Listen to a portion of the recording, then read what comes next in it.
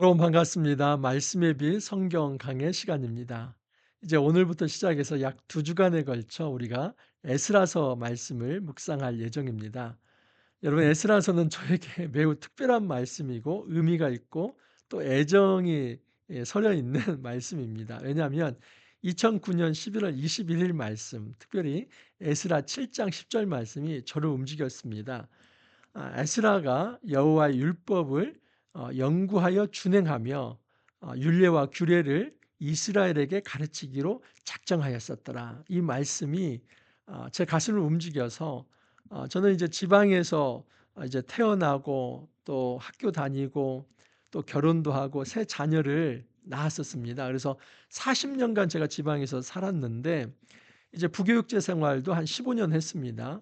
그때가 이제 2009년인데 2009년 11월 21일 이 말씀을 묵상하면서 제가 진로를 이제 모든 지방 생활을 다 내려놓고 서울로 올라오게 됩니다. 그래서 2010년 1월부터 2016년 1월까지 만 6년을 제가 성서 유니온에서 이제 사역을 합니다. 본부 기획실에서 3년 또 남서울 지부 총무로 또 3년 이렇게 일을 하다가 2016년 이제 1월 퇴사하고 바로 제가 이제 교회 개척을 해서 현재에 이르게 되었습니다. 그래서 서울 생활이 이제 15년 하고도 거의 16년 가까이 인제 되어 가는데 제가 서울에 올라와서 이제 성서 유니온 사역을 하고 또 현재 교회 개척을 해서 단독 목회를 하게 된 이 결정적인 계기가 되는 말씀이 바로 2009년에 이 에스라서 말씀이었습니다. 그때 이제 매일 성경이 지금도 제게 있습니다. 그래서 2009년 말씀이 있고 또 2018년에 이제 에스라서가 한 번 더 되고 2025년 그래서 벌써 이제 에스라서만 제가 세 번째 묵상을 하게 되는데 정말 저에게는 의미가 있는 말씀이기 때문에 올해에도 하나님께서 어떤 말씀을 주실까? 어떤 메시지를 저에게 주실까? 이 기대함으로 에스라 말씀을 좀 묵상하고 있는 중입니다. 자, 여러분 에스라서 말씀은 우리가 역대하 말씀과 긴밀하게 연결이 됩니다. 왜냐하면 전에도 말씀을 드렸지만 역대기, 역대상과 역대하는 포로 후기 문서죠. 그런데 에스라서도 마찬가지입니다. 에스라는 느헤미야와 같이 읽어야 하는데 에스라, 느헤미야 역시도 포로 후기, 대표적인 포로 후기 문서입니다. 그래서 여러분 이 에스라와 이 역대하가 역대하 제일 마지막 성경과 에스라 처음 이 성경이 마치 그냥 오버랩되듯이 연결이 됩니다. 제가 한번 좀 읽어 드리면 에스라 36장 이제 20절부터 23절인데 자 20절 이하를 보면 칼에서 살아남은 자를 그가 바벨론으로 사로잡아 가매 무리가 거기서 갈대아 왕과 그의 자손의 노예가 되어 바사국이 통치할 때까지 이르니라. 이제 이스라엘이 완전히 이 유다가 멸망을 하고 바벨론 포로가 되는데 바벨론뿐만 아니라 바사국이 통치할 때까지 이른다. 이 바사는 여러분 페르시아입니다. 페르시아가 통치할 때까지 이른다. 그러니까 역대기 말씀이 최소 이제 이 페르시아 시대에 쓰여졌다는 것을 알 수 있죠. 포로 후기 문서입니다. 자 21절도 보면 이에 토지가 황폐하여 땅이 안식년을 누린 같이 안식하여 70년을 지냈으니 여호와께서 예레미야 입으로 하신 말씀이 이루어졌더라. 땅이 안식하는 70년은 여러분 포로 이 70년의 기간을 의미합니다. 그래서 정말 말할 수 없는 이 아픔과 또 고난의 이 70년이지만 역으로 이 70년은 이 유다 땅, 이스라엘 땅이 안식을 누리는 기간입니다. 그 70년 동안에 이제 이 유다의 죄로 이제 그 부정해진 이 땅이 그 70년 안식을 누리면서 정결해졌다 하는 것이죠. 이것이 이 70년의 의미입니다. 자, 그런데 이 70년이 지나면 결국은 그 하나님께서 약속하신 대로 포로로 끌려갔던 백성들이 다시 이제 예루살렘으로 돌아올 거라는 예언인데 그 예언을 누가 했냐면 예레미야의 입으로 했다는 겁니다. 그게 또 나옵니다. 22절도 보면 바사의 고레스 왕 원년에 여호와께서 예레미야의 입으로 하신 말씀을 이루시려고 여호와께서 바사의 고레스 왕의 마음을 감동시키심에 그가 온 나라에 공포도 하고 조서도 내려 이르되 이 고레스는 여러분 세계사에 나오는 키루스입니다. 이제 페르시아를 세운 왕이죠. 페르시아를 세운 왕이 이 키루스 고레스인데 아주 큰 대왕입니다. 이 페르시아가 바벨론을 BC 539년에 멸망시킵니다. 그리고 조서를 그 다음 해에 BC 538년에 이 그 유명한 고레스 칙령을 내립니다. 그 고레스 칙령에서 이 유다 백성들에게 너희 고향으로 돌아가도 된다. 이 포로로 끌려온 이 유다 백성들 고향으로 돌아가도 되고 이제 너희가 성전을 지어도 된다. 그 허락을 합니다. 그 이유는 뭐냐면 하나님이 고레스의 마음을 감동시켰기 때문입니다. 23절도 보면 바사왕 고레스가 이같이 말하노니 하늘의 신 여호와께서 세상 만국을 내게 주셨고 나에게 명령하여 유다 예루살렘의 성전을 건축하라 하셨나니 너희 중에 그의 백성된 자는 다 올라갈지어다 너희 하나님 여호와께서 함께 하시기를 원하노라 하였더라. 이 페르시아의 고레스가 유다 백성을 축복한 겁니다. 그 이유는 하나님께서 나에게 말씀하신 거다. 너희들 다 돌려보내서 너희들이 예루살렘에 이르러서 다시 성전을 건축하라고 그렇게 나에게 말씀하셨기 때문에 돌아가도 좋고 너희들 이제 행복하게 잘 살아라. 여호와와 함께하는 이제 여호와의 백성으로 살아라. 그 축복까지 합니다. 여러분 이게 지금 에스라 말씀이 아니라 역대하 36장 20절에서 23절 우리가 묵상했던 말씀이죠. 그런데 이 말씀이 그대로 오버랩되면서 이 에스라 말씀으로 시작이 됩니다. 자, 에스라 1장 2절 1장 1절과 2절을 제가 읽어 드립니다. 바사왕 고레스 원년에 여호와께서 예레미야의 입을 통하여 하신 말씀을 이루게 하시려고 바사왕 고레스의 마음을 감동시키심에 그가 온 나라에 공포도 하고 조서도 내려 이르되 바사왕 고레스는 말하노니 하늘의 하나님 여호와께서 세상 모든 나라를 내게 주셨고 나에게 명령하사 유다 예루살렘 성전을 건축하라 하셨나니 보십시오. 에스라 1장 1절에서 2절 말씀은 역대하 36장 22절 23절 말씀과 거의 비슷하고 똑같습니다. 그래서 이 역대기 말씀과 에스라 말씀이 다 포로 후기의 말씀으로서 연결된다는 것을 알 수 있죠. 자, 그런데 여기서 반복되는 것이 예레미야 입이죠. 그러면 예레미야가 어떤 예언을 했는가 또 찾아봐야겠죠. 자, 예레미야 25장 11절 말씀을 한번 제가 읽어드립니다.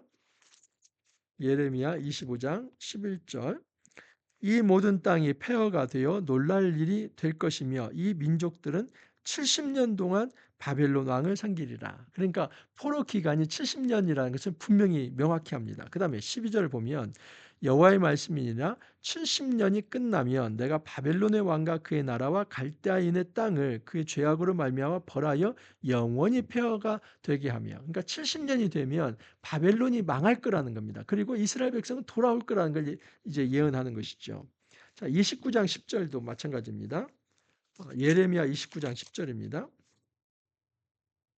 여호와께서 이와 같이 말씀하시니라 바벨론에서 70년이 차면 내가 너희를 돌보고 나의 선한 말을 너희에게 성취하여 너희를 이곳으로 돌아오게 하리라. 그래서 바벨론의 포로는 여러분 무한정 이제 어떤 무한대 영원한 포로가 아닙니다. 하나님은 70년을 약속한 겁니다. 이런 70이라고 하는 숫자는 7이 완전수죠. 10도 완전수입니다. 7 곱하기 10, 70년은 완전수입니다. 그래서 다니엘에서는 71회가 나오지 않습니까?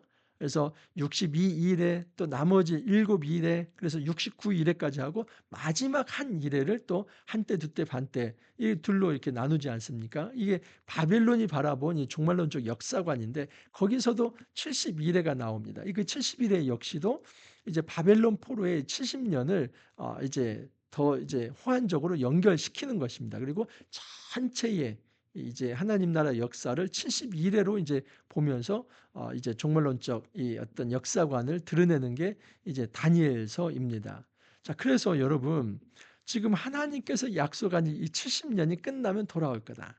자, 역사적으로는 이 70년 그러니까 돌아온 해가 BC 538년이니까 거꾸로 하면은 이제 70년이면 BC 600 이제 9년이나 608년이 돼야죠. 근데 BC 609년은 무기토 전투가 있었던 때이고 가장 근접한 것은 이제 BC 605년 BC 605년에 처음 이제 포로가 다니엘을 비롯한 어떤 이제 아주 그 엘리트 집단이 끌려가는데 그게 BC 605년입니다. 그래서 BC 605년을 잡는다면 약 70년 후에 이제 이스라엘 백성이 돌아오게 되는 것이죠. 또는 인제 BC 597년을 인제 잡기도 하는 분도 있습니다. 근데 사실 좀 이제 숫자를 맞추기가 쉽지는 않습니다. 그리고 어떤 분은 인제 BC 586년 성전이 폐망이 되는데 성전이 다시 완공된 때가 BC 이제 515년입니다. 그래서 약 70년 그 기간이다. 근데 어떤 식으로 해도 완전하게 그냥 정확하게 70년을 다 맞출 수는 없습니다. 그래서 이 70이라는 숫자를 많은 학자들이 단지 어떤 그 이제 역사적 문자적 어떤 팩트의 시간을 얘기하기보다는 이것은 상징적 시간이라는 것을 더 말을 합니다.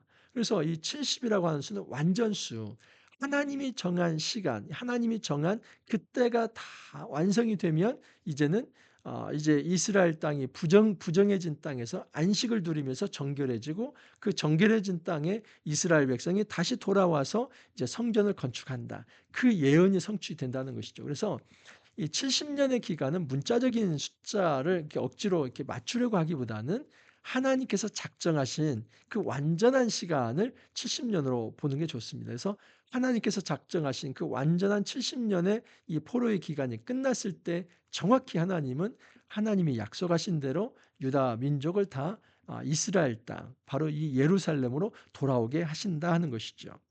자, 또 하나 이제 묵상할 것이 참 많은데 1장 1 절을 보면 바사왕 고레스의 마음을 감동시켰다라고 합니다. 그러니까 이런 이방의 왕도 하나님께서 감동을 시켜서 사실 고레스가 칙령을 내리지 않으면 못 돌아옵니다. 그러니까 결정적 키를 이 고레스가 가지고 있는데 근데 그 고레스의 마음을 감동시킨 분은 하나님이라는 것이죠. 자, 또한 5 절을 보면 이에 유다와 베냐민 족장들과 제사장들과 레위 사람들과 그 마음이 하나님께 감동을 받고 올라가서 예루살렘에 여호와의 성전을 건축하고자 하는 자가 다 일어나니. 그러니까 지금 이방 왕도 감동을 시키고 그리고 베냐민과 유다의 족장들, 제사장들, 레위 사람들 이 사람들은 다 포로 귀환민들입니다. 그러니까 포로를 귀환할 수 있도록 명령을 내리는 이방의 주권자도 하나님이 그의 마음을 감동시키고 돌아오는 포로 귀한 백성들도 하나님의 감동을 받아서 돌아왔다는 겁니다. 그러면 여러분 보이지 않는 하나님의 손이 다 작용한 것이죠. 그냥 이방인도 하나님의 손 안에 있고 그리고 하나님의 언약 백성도 하나님 손 안에 있어서 하나님의 그 보이지 않는 손으로 그들의 마음을 감동시켜서 결국은 이 70년이 되었을 때 하나님이 정하신 때에 돌아올 수 있었다 하는 것입니다. 자, 3절 이하를 보면 이제 고레스가 우리 하나님을 찬양하는 대목이 나옵니다. 이스라엘의 하나님은 참신이라 너희 중에 그의 백성된 자는 다 유다 예루살렘으로 올라가서 이스라엘 하나님 여호와의 성전을 건축하라. 그는 예루살렘에 계신 하나님이시니라. 비록 고레스가 페르시아 왕이고 이방 왕이지만 하나님을 알았고 하나님을 찬양하면서 이제는 너희가 너희 하나님께 돌아가서 성전을 짓고 참된 예배를 하라 그 얘기를 합니다. 그리고 그 얘기를 듣고 이제 돌아오는데 그들을 이끌었던 첫 번째 총독 지도자가 누구냐면 세스바살입니다. 자, 8절 이하를 보면 바사왕 고레스가 창고지기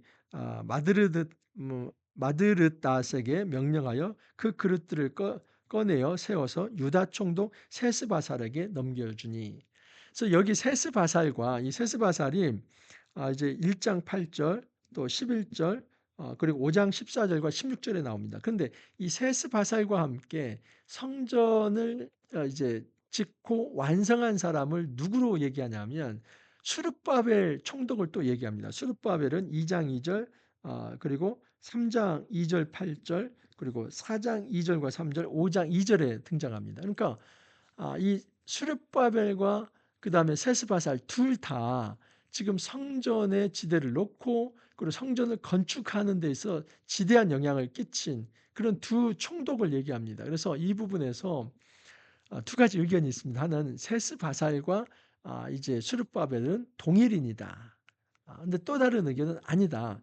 세스바살이 이 처음 총독이고 후임 총독이 이 수르바벨이다. 저는 이제 후자에 더 이제 그 어떤 제가 동의를 하고 많은 대부분의 학자들이 이 세스바살과 수르바벨은 동일이 아니고 세스바살이 처음 총독으로서 먼저 왔고 그가 성전의 지대를 놓았지만 그 후에 온 이제 이 수르바벨 그리고 이 수르바벨과 이제 대제사장 예수아가 같이 오는데 그들을 중심으로 해서 이제 이 수르바벨을 중심으로 해서 성전이 제대로 이제 완공되었다는 것입니다.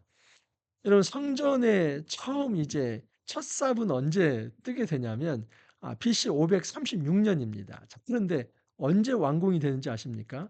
BC 515년입니다. 그러니까 21년 만에 완공이 되는데 사실 예루살렘 예전에 솔로몬 성전처럼 그렇게 큰 성전이 아닌데도 21년이나 저기 지난 이유는 뭐냐면 중간에 16년간 기초만 이 지대만 놓고 건축을 못 합니다. 왜냐하면 대적자들의 방해가 그 정도 있었기 때문입니다. 그래서 이 536년부터 500 이제 16년까지 520년까지 약 한 15년간이죠. 500 이제 20년까지 536년에서 520년까지 성전이 이제 방해자들 때문에 건축이 이제 중단이 됩니다. 그래서 520년부터 515년까지 약 5년에 걸쳐서 이제 다시 재건이 되어서 완전하게 완공이 되는데 그 일을 앞장섰던 사람이 이제 수르바벨이고 이 수르바벨보다도 먼저 이제 그 초대 유대 총독이 되어서 이제 유대인들을 이끌고 왔던 사람이 세스바살입니다. 특별히 이 세스바살은 어떻게 기록이 되냐면 이제 바벨론이 이제 이 예루살렘 성전에 있는 모든 기물들을 다 뺏어가지 않았습니까? 그 성물들을 뺏어갔는데 그 창고에 있는 성물들, 이 성전의 기물들을 다시 가져온 사람이 세스바살입니다. 이것을 바탕으로 세스바살이 수르바벨보다 먼저 온 초대 총독이다라고 볼 수 있습니다. 자, 그래서 10절 이하도 보면 금 대접이 30개요. 또 11절 보면 금, 은 그릇이 모두 5,400이라 세스바살이 그 그릇들을 다 가지고 갔더라 해서 이제 빼앗겼던 이제 성전 기물들을 이 세스바살이 다 가져오게 됩니다. 자, 에스라 2장 1절에서 70절까지는 돌아온 이제 명단입니다. 근데 이 명단을 제가 다 하나하나 살필 수도 없고 또 그 의미를 다 이제 교훈을 받을 수도 없습니다. 그래서 크게만 말씀을 드리면 자, 우선 2장 2절에 보면 이제 돌아온 백성들 중에서 수르바벨과 예수아. 그래서 1차 포로 귀환 이제 주도자가 세스바살, 수르바벨, 이제 예수아라고 말씀드렸죠. 그럼 2차 포로 귀환이 누구라고 말씀드렸어요? 에스라. 그리고 3차 포로는 느헤미야 이제 귀환이라고 볼 수 있습니다. 그래서 이제 스룹바벨과 예수아와 느헤미야와 스라야와 르아엘과 모르드게와 빌산과 마스바 이렇게 쭉 나오는데 여기에 이 느헤미야가 나옵니다. 근데 느헤미야가 아까 제가 3차 포로 귀환이라고 말씀드리지 않았습니까? 그래서 이 부분은 이 느헤미야는 동명이인이다라고 볼 수 있습니다. 그러니까 3차 포로에서 돌아온 느헤미야가 아니라 여기는 이름은 같지만 이 1차 포로에서 돌아온 이제 사람이다라고 볼 수 있습니다. 자, 그래서 3절에서 35절까지는 이제 일반 백성의 귀환 명단이고 36절에서 39절은 제사장, 그리고 40절에서 54절은 이제 레위인들, 그리고 이제 55절에서 58절은 솔로몬의 신하들, 그리고 59절에서 63절은 이제 조상이 누구인지는 알지 못하지만 돌아온 사람들, 그리고 64절에서 70절까지는 기타 귀한 자들이 이제 이름들이 다 기록되어 있습니다. 한 가지 묵상 포인트는 뭐냐면 여러분 영광의 이름들입니다. 그러니까 이들은 결코 패잔병들이 아닙니다. 제가 역대하에서도 말씀을 드렸지만 포로로 끌려가서 그 고난과 고초와 어찌 보면 수치와 모욕을 당한 이들이 패잔병 같고 그들은 인생 실패자 같지만 그것이 아니라 그들은 남은 자였습니다. 하나님께서 70년이 지났을 때 그들은 영광스럽게 이제 다시 예루살렘으로 돌아오고 하나님 백성의 정체성을 가지고 돌아왔다는 것입니다. 이런 돌아온 귀환민들, 그들에게 여러분 왜 역대기를 가르쳤습니까? 그리고 에스라, 느헤미야 같은 이 포로 후기 문서가 왜 필요하겠습니까? 그것은 너희들은 이제 패잔병, 또 어떤 이 페르시아의 어떤 백성 또는 바벨론의 백성이 아니라 너희들은 영광스러운 언약 백성, 하나님의 백성이 되어서 이제 다시 돌아오는 거다. 그것을 말하려고 하는 것입니다. 그렇기 때문에 여기 이제 돌아오는 백성들은 사실은 정말 영광의 이름들이고 은혜의 이름들이고 하나님께서 구원하신 그런 귀한 이름들이다라고 볼 수 있습니다. 그 돌아온 사람들의 숫자가 얼마나 되면은 약 42,360명입니다. 어마어마한 숫자가 이제 돌아오게 됩니다. 자, 에스라 3장 1절에서 13절 이제 월요일 말씀인데, 자, 이것은 스룹바벨이 본격적으로 이제 성전을 재건을 하게 되는데, 그 재건하기 전에 먼저 제단을 쌓은 부분입니다.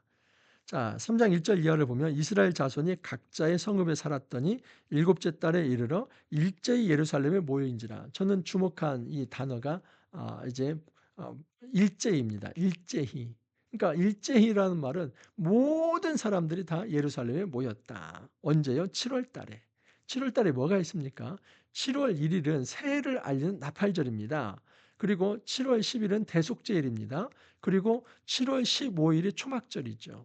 그래서 유대인에게 있어서 새해는 7월입니다. 근데 그 7월 1일 초하루에 나팔을 펑 붑니다. 나팔절입니다. 그리고 7월 10일에 대속제일. 이제 대제사장이 그 아사셀 양은 광야로 보내고 또 양 하나를 이제 잡아가지고 그 피를 이제 이 지성소까지 가서 뿌리는 날. 그래서 모든 이스라엘의 이 죄와 부정을 깨끗하게 하는 날이 바로 대속제일이죠. 이 초막절은 여러분 모든 절기 마지막입니다. 아주 종말론적 이 어떤 이제 절기라고 볼 수 있는데 이 하나님 앞에서 이제 감사를 드리는 날이죠. 이스라엘 백성이 광야에서 이제 생활을 할 때 초막 생활을 하지 않습니까? 그걸 기념하면서 하나님의 돌보심에 대해서 또 절기 자체가 추수절기이기 때문에 추수한 것에 대한 감사하는 마음으로 이제 초막절을 지킵니다. 이렇게 하면서 이스라엘 새해가 시작이 되는 겁니다. 새로운 시간이 이 7월에 시작이 됩니다. 우리 이제 태양력으로 한다면 약 9월 중순에서 10월 중순 정도가 이제 유대력의 7월입니다. 자, 그런데 그때 이르러서 다 모였는데 이때 아직 성전이 지어지지 않았어요. 그러면 모여서 그들은 뭐 하는가? 제단을 쌓습니다. 자, 2절 이하를 보면 요사닥의 아들 예수아와 그의 형제 제사장들과 스알디의 아들. 여러분 스알디의 아들인데 스알디엘의 아버지가 누굽니까? 여호야긴, 여고냐라고 말씀드렸죠. 여러분 여고냐가 이제 포로로 끌려간 지 37년 만에 풀려나고 이제 사면이 됩니다. 그 이제 바벨론이 이제 그렇게 사면을 시킵니다. 그러니까 제가 그 얘기를 했죠. 많은 사람들이 유다의 마지막 왕은 시드기야. 그래서 이 바벨론에 의해서 이제 느부갓네살에 의해서 이제 눈이 막 빠지고 그리고 자기 아들들이 이제 이제 자기 목전에서 이제 죽게 되고 이제 그 수치와 모욕 속에서 죽게 된 이 시드기야를 유다의 마지막 왕이라고 생각하는데 그게 아닙니다. 597년에 끌려가서 560년까지 이 37년간 옥살이를 했던 여고냐가 시드기야는 여러분 586년에 죽지만은 시드기야보다도 26년을 더 살면서 이제 그 사면이 되어서 유다 왕의 어떤 정통성을 이어간 사람이 여고냐 여호야긴입니다. 비록 이 포로였지만은 37년 만에 사면이 되고 이제 유다 왕으로서 대우를 받은 자입니까? 상징적인 건데 그 여고냐의 아들이 스알디엘이고 스알디엘의 아들이 수르바벨입니다. 그리고 그 수르바벨은 왕족이죠. 왕의 이제 왕손입니다. 그래서 유다의 총독이 되었다는 것은 이 유다 왕의 정통성을 수르바벨이 이었다라고 볼 수 있죠. 그래서 수르바벨이 이 여호와의 성전을 건축하는 것은 대단한 의미가 있습니다. 그래서 이 여호와의 성전이 이제 16년간 이제 그 짓지 못하도록 방해를 받았던 이제 결정적인 어떤 대적자들의 주장이 뭐냐면 술밥에 이 사람들이 지금 페르시아 당신 에게 이제 자기가 왕 노릇하면서 이 성전 지어 가지고 반역하려고 하는 겁니다. 이 논리를 가지고 페르시아 왕을 움직여서 결국 성전 건축이 지대에 기초만 놓았다가 16 년을 멈추게 되죠. 근데 그것을 다 수습하고 이제 성전 재건했던 이 총독이 스룹바벨이고, 그때 선지자가 학개와 이 스가랴 선지자입니다. 그래서 학개, 스가랴, 그다음에 이 스룹바벨, 이 사람들이 중심이 되어서 다시 노력을 해 가지고 결국 BC 515년, 2520년부터 515년 5년간에 걸쳐서 다시 이제 성전을 건축해서 완성을 합니다. 그러니까 이 스룹바벨이 굉장히 소중한 사람이죠. 여러분, 스룹바벨과 예수와 두 사람이 이제 1차 귀환 때에 이제 이스라엘 백성을 데려온다고 하지 않았습니까? 근데 스가랴서에 보면 두 감람나무로 표현됩니다. 그리고 요한계시록에도 이 두 감람나무, 이 두 증인에 대한 이야기가 나오지요. 여기서 여러분, 이스라엘 백성들은 사실은 이 스룹바벨을 거의 메시아처럼 생각을 했습니다. 그래서 하나님이 세우신 이 목자 이 스룹바벨이 이스라엘을 새롭게 할 것이다. 근데 이것은 밑그림이고, 진정한 스룹바벨의 후손이 누굽니까? 제가 말씀을 드렸지만 마태복음 1장 1절에 보면 예수님께서 그 스룹바벨의 후손으로 오시죠. 결국 예수님은 다윗의 후손인데, 다윗의 유다의 자손 중에서 여고냐가 이제 마지막 왕이 되고, 그리고 그의 손자 스룹바벨이 이스라엘 백성을 이제 포로로부터 귀환시켜서 이 유다에 정착시키고, 그가 유다의 총독이 되고 예루살렘 성전을 만들었다 하는 사실입니다. 자, 그래서 이제 아침 저녁으로 드리는 번제, 상번제를 회복시키고, 4절에 보면 기록된 규례대로 초막절을 지켰다라고 얘기합니다. 그래서 항상 드리는 번제와 초하루와 여호와의 모든 거룩한 절기와 번제와 사람이 여호와께 기쁘게 드리는 예물을 드렸다. 그래서 이 수르바벨이 성전 건축을 시도하기 전에 먼저 이 제단을 쌓고 제사를 회복했다는 겁니다. 여러분, 할 수 있는 거 먼저 해야만 합니다. 성전이 아직 다 건축되지 않았다고 해서 예배 못 드리는 거 아닙니다. 그 제단을 먼저 쌓고 예배를 드리는 것입니다. 스룹바벨은 이 거룩한 일을 주도했던 사람입니다. 자, 8절 이하를 보면 예루살렘에 있는 하나님의 성전에 이른 지 2년 둘째 달에 스알디엘의 아들 수르바벨과 요사닥의 아들 예수아와 다른 형제 제사장들과 레위 사람들과 무릇 사로잡혔다가 예루살렘에 돌아온 자들이 공사를 시작하고, 그러니까 이게 BC 586년입니다. 20세 이상의 레위 사람들을 세워 여호와의 성전을 공사를 감독하게 하고, 그래서 레위인들이 중심이 되어서 아주 성경에 이제 기록된 규례대로 성전이 지어지도록 감독을 했다 하는 것입니다. 레위 사람들이 일제 일어나, 이 일제라는 말이 벌써 또 한번 반복이 되지요. 그러니까 이 일이 얼마나 온 공동체가 함께 참여하는 일인가 알 수 있습니다. 자, 10절 이하를 보면 건축자가 여호와의 성전의 기초를 놓을 때 제사장들은 예복을 입고 나팔을 들고 아삽 자손 레위 사람들은 재금을 들고 서서 이스라엘 왕 다윗의 규례대로 여호와를 찬송하되, 항상 이제 이 아삽은 찬양대를 인도하는 이제 레위인들이죠. 아삽 자손 중심으로 해서 이 하나님을 찬송했다는 겁니다. 그러니까 성전의 기초가 놓였을 때 얼마나 기뻤습니까? 감격에 찬 것이죠. 자, 그런데 이때도 두 가지 반응이 있는데 보시면 이제 이스라엘에게 영원하시도다 하니 모든 백성이 여호와의 성전 기초가 놓임을 보고 여호와를 찬송하며 큰 소리로 즐거이 부르며, 제사장들과 레위 사람들과 나이 많은 족장들은 첫 성전을 보았으므로 이제 이 성전의 기초가 놓임을 보고 대성통곡하였으나, 그러니까 한쪽에서는 대성통곡합니다. 이 통곡은 막 기뻐서 감격하는 통곡이 아니라 너무나 서글퍼서 가슴 아파서 안타까워서 하는 통곡입니다. 왜냐하면 나이 많이 드신 분들은 BC 586년에 그 이전 솔로몬 성전을 기억하고 있고, BC 586년에 솔로몬 성전이 무너진 것을 기억하고 있습니다. 그래서 이제 다시 BC 이제 515년, 그러니까 이제 한 70년이 흘러서 이 성전이 다시 건축이 될 때 일단은 솔로몬 성전에 비하면 초라합니다. 그 초라함에 또 하나는 솔로몬 성전이 무너지는 것을 보았습니다. 그러니까 그때의 그 무너짐의 기억이 다시 돌아오면서 정말 이 나이 드신 분들, 연로하신 분들은 다시 성전 기초를 놓는 이것 때문에 기뻐하기보다는 매우 매우 가슴 아파했다는 것이죠. 그래서 BC 536 년에 이제 기초를 놓았다면 BC 586 년에 이제 성전이 무너졌기 때문에 한 50년 만에 다시 이 사실을 보면서 매우 매우 가슴 아파했다 하는 것을 알 수 있습니다. 자, 그러나 여러 사람은 기쁨으로 크게 함성을 지르매 또 하나의 반응은 젊은이들, 이 젊은 사람들은 너무나 기뻐서 이제 하나님 앞에서 찬양을 했다는 것이죠.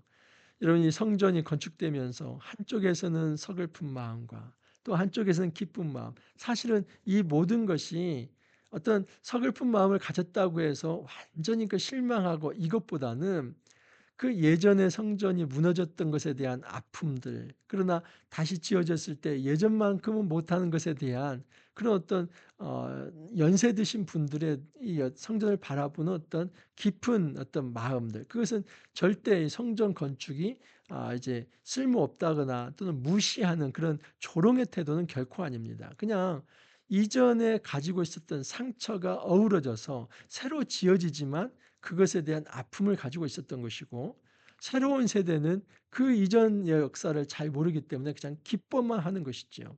솔로몬 성전의 그 화려함과 그것이 무너졌을 때의 아픔이 없는 세대, 그러나 또 그것을 아픔을 가진 이제 이전 세대가 어우러져서 이 성전 기초를 놓으면서 함께 즐거워했다, 이렇게 볼 수 있습니다. 백성이 크게 외치는 소리가 멀리 들림으로 즐거이 부르는 소리와 통곡하는 소리를 백성들이 분간하지 못하였더라. 한쪽에선 통곡을 하고 한쪽에선 기뻐 찬양을 하는데 그게 어떤 소리인지 분간이 안 될 정도로 섞여 있었다 하는 것을 알 수 있죠. 우리가 교회 안에서도 세대가 있지 않습니까? 이제 나이가 있는 이 아 연세 드신 분들이 있고 또 이제 한창 젊은 사람들도 있습니다. 하지만 교회 공동체는 그 모든 목소리가 다 섞여져서 이제 하나님이 보시기에 기뻐하시는 이제 찬양의 소리로 바뀌어져야 할 것이지요. 여러분, 이제 에스라 말씀 또 시작을 했습니다.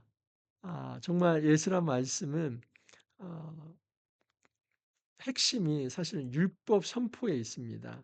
이제 1 장에서 이 6 장까지는 성전 건축에 대한 촉구와 반대 세력에도 불구하고 어떻게 성전이 건축되는가에 있는데, 사실은 7 장에서 10 장까지 이 율법에 대한 이제 강조, 그리고 율법이 다시 선포돼야 한다는 것.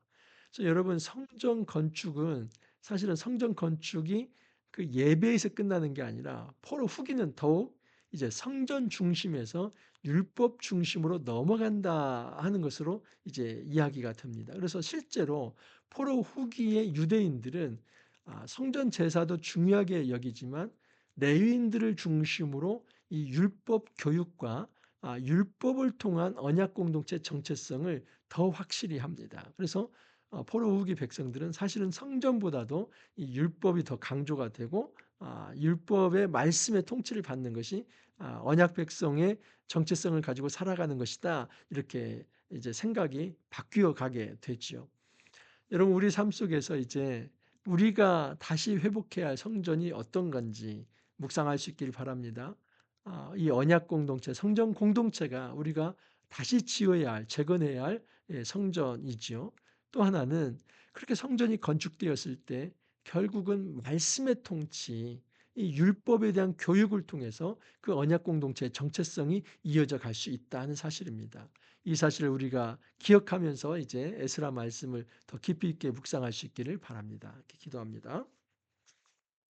주님, 감사합니다. 에스라 말씀을 다시 묵상할 수 있도록 은혜 주시니 감사합니다. 주님, 유다 백성들이 기쁨으로 다시 돌아왔습니다. 하지만 성전을 재건하려고 할 때 약 이제 한 16년 정도의 방해 공작이 있었고, 그 방해 공작을 다 견딘 후에 다시 성전이 재건될 수 있다는 것도 살펴보게 되었습니다. 그리고 이제 에스라를 중심으로 해서 그 레위인들이 이스라엘 백성을 말씀으로 가르치고 그 율법을 통하여서 하늘 백성으로 바른 정체성을 가지고 살아가도록 한다는 것도 또한 알게 되었습니다. 우리 삶 속에서 건축되어야 할 성전이 바로 교회 공동체라는 것을 의식하면서 우리가 교회를 성전 공동체로 잘 세워갈 수 있도록 은혜 더하여 주옵소서. 또한 이 교회 공동체 안에 말씀 교육, 이 정말 하나님 앞에서의 이 말씀 교육이 잘 이루어져서 하나님의 언약 백성의 정체성을 가지고 살아갈 수 있도록 주님께서 이끌어 주옵소서. 주님 감사하옵고 예수님 이름으로 기도하옵나이다. 아멘. 이제 항상 그 처음 시작이 제일 어렵죠. 에스라 말씀 힘들지만 다시 시작을 했습니다. 저 역시도 처음 시작이니까 다시 에스라 그냥 개관부터 해서 다시 역사 배경부터 다시 공부해서 또 여러분들에게 전달을 하는 겁니다. 그래서 여러분 이제 시작이 반이니까 우리가 에스라 말씀 시작했습니다. 다음 주 주말까지 이 에스라 말씀을 통해서 하나님 주시는 큰 은혜를 체험할 수 있기를 바랍니다. 오늘 하루 여러분 화이팅 하시고 또 내일 찾아뵙도록 하겠습니다. 감사합니다.